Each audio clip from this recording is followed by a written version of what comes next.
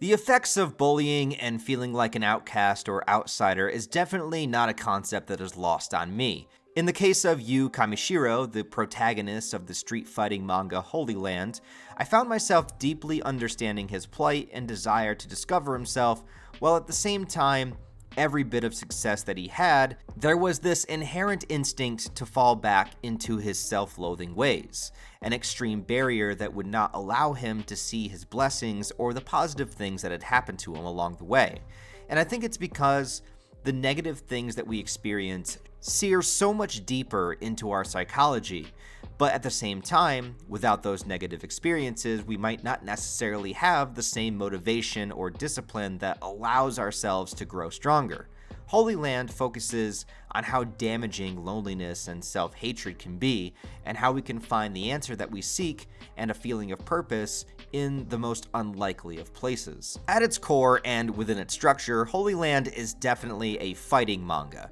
Only instead of being any one kind of sport, it takes place within the underbelly of a city, on the streets themselves, where rival groups of youths and gangs vie for territory and reputation.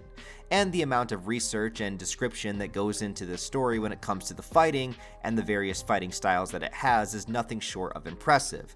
Now, obviously street fights are pretty much the most dangerous kind of fighting that there is, because there's no rules on the street. But here in this manga, at least most of the time, not all the time, but most of the time, the characters aren't pulling out hidden knives or guns. And a lot of that is to not be perceived as a coward by others. It's a hierarchical type of environment where to show dominance, you must defeat the reigning alpha.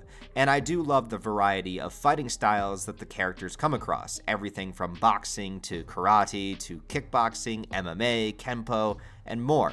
It leaves each new match and each new opponent open to an endless possibility of what kind of skills that they're going to unleash. But what makes this fighting manga unique and sets it apart from the others, other than the fact that it's street fighting, is its main character Yu, a seemingly frightened and docile boy that has somehow gotten the reputation of being called the Thug Hunter, finding reputable street fighters and taking them down with his raw talent.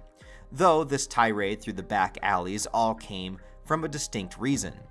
Yu grew up weak, not knowing himself or what he wanted, coping by distracting himself with television and video games, and at school, he was a targeted punching bag, being both physically and verbally abused on a daily basis. A life of reinforcement that he was a useless piece of shit that might as well be better off dead, and thus, Yu did attempt to kill himself. But he couldn't do it. And feeling too weak to even take his own life, it was a rock bottom moment that he had to hit in order to begin his ascent. What started as just him smashing his distractions around him and then practicing a simple jab over and over and over again, making it an obsession, reminds me of the Bruce Lee quote, "Don't fear a man that has practiced 1,000 kicks, fear a man that has practiced one kick 1,000 times." With nothing to cling on to in this world, the only thing that he had was himself, and so he made himself begin to get stronger, and that strength leads him on a path that would take him to the streets themselves, and who he would meet there, and the places that it would take him, changes Yu forever. Yu as a protagonist, I think, is someone you are either going to love or despise depending on what you want to get out of this manga. On the one hand, this is a fighting manga, so you will see training scenes, you will see rival characters, battle sequences that are all explained in explicit detail with other characters watching and commenting as it goes along. Yeah, all those tropes are in here. But what Holyland gives you that other fighting manga might not necessarily is the pain and fear in which Yu goes through during this process. Not everything here is positive, not every fight for him is exciting. Sometimes his heart truly isn't in it, sometimes he's absolutely terrified, and sometimes, like people with self-loathing tendencies or depression, he reverts into that scared, bullied child once more. Each traumatic event reminding him of the way that people looked at him, how he felt inferior, how he felt judged, and how he felt crushingly alone. But there are other times where that past trauma builds up into a deep, seething rage within him, and Yu unleashes a fury of blows like some kind of demon from hell that almost seems unstoppable. But depending on where he is in his journey, you're either going to get one side or the other of him. I think another core concept this manga deals with is even when we think we are alone going through these isolated journeys motivated by pain and defeat, well, so are a lot of other people too. We don't realize that while hiding the darkest aspects of ourselves from the world, that everyone else is also doing that. Some people go through darkness that you cannot imagine, and they never even show it.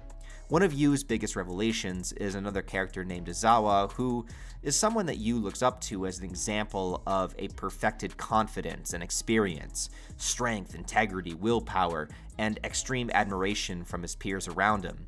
And yet Izawa has also had a past that is equally, if not more, devastating than Yu's. And I think that discovery is important, just in general, in the sense of understanding the human condition. Some people we may look up to and idolize have gone through incredible amounts of pain in order to get on that level. Not everyone is gifted with privilege, and what we may perceive as privilege is actually the result of several years of perseverance and consistency. And as we discover more about each and every character, every one of them has a reason for being here, has a reason for fighting, and for ending up in this world of violence and entering into this Holyland.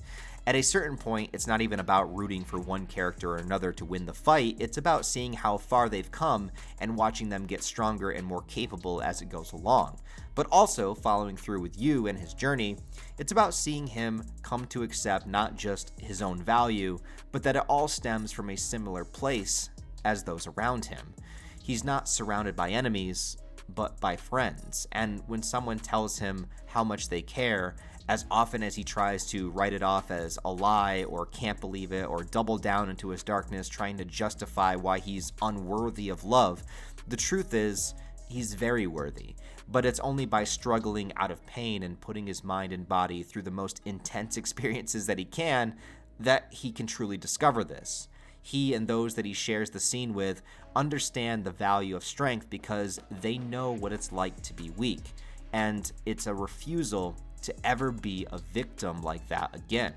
And if you can make that vow, then you can change, and you can make it out of your own darkness. You can become a legend to somebody else and inspire them to do the same. Now, if I have any negatives with this manga, it's that at times it can be a little repetitive, and I feel like that is probably the most prominent fault in all fighting-based manga, and it's definitely on display here too. Also, although I appreciate the research put into understanding the different fighting styles, at times the exposition and explanation of the fighting itself can fill up page after page after page, and it's like, alright, I get it. Overall, though, I really do appreciate this manga as a whole, and especially the main character, and the way that he would think about things and respond to certain situations was pretty relatable in my opinion. This manga is also created by Koji Mori, the man who is currently taking up the helm in writing the conclusion of Berserk, and in real life was best friends with Kentaro Miura. Though I was aware of Koji Mori, this is actually the first time I've ever read anything that he's done, so it was a nice treat to finally delve into some of his work. He also includes little moments in the story where he kind of breaks the fourth wall and talks about his personal experiences, like the time that he lost motivation for creating manga for several years and had to be convinced back into it, and it's really cool to see a writer be that candid and honest about his creative process and what he was feeling at specific moments during it. Overall, though, I would definitely recommend this manga, but I feel as though it's really not going to be for everybody. The way that it conveys its message is going to deeply land with some people and maybe not for others, but regardless, I do think it's worth a shot to check out. Anyways, guys, if you have read Holyland, what did you think about it? Please put all your thoughts and feelings in the comments below. Also, like the video if you enjoyed it. I would really appreciate it if you did. And real quick, I would also like to plug a Patreon supporter of mine's YouTube channel just called Adam Jin Rakai. He has some great analysis videos on both One Piece and Berserk, which are two very extremely complex, long-running series with a lot to discuss and a lot to examine. So if you're into those series, I would definitely recommend checking out some of his videos. Would appreciate if you gave him a sub. Let's try to get him to 1,000 subs pretty soon. Also, tell him Ryan sent you. But other than that, guys, thank you for watching this video. Please like, comment, subscribe. Check out the links in the description for channel memberships, Patreon, merch store, and all the various social media links where you can follow me. Other than that, guys, hope you have a wonderful rest of your day, and I'll talk to you next time.